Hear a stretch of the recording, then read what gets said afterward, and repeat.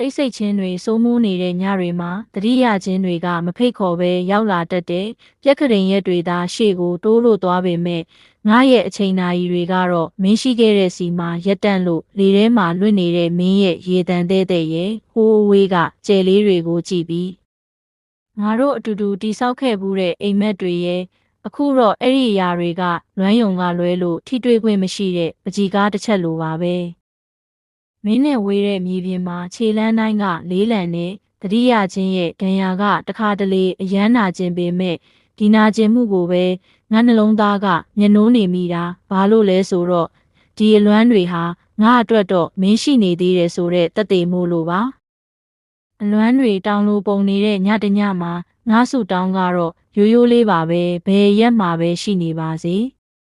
မင်းပျော်နေပါစေဆိုတာရဲ့ပြီးတော့တစ်ခါလောက်ပဲဖြစ်ဖြစ်ငါ့ကိုတတိယပေးပါအောင်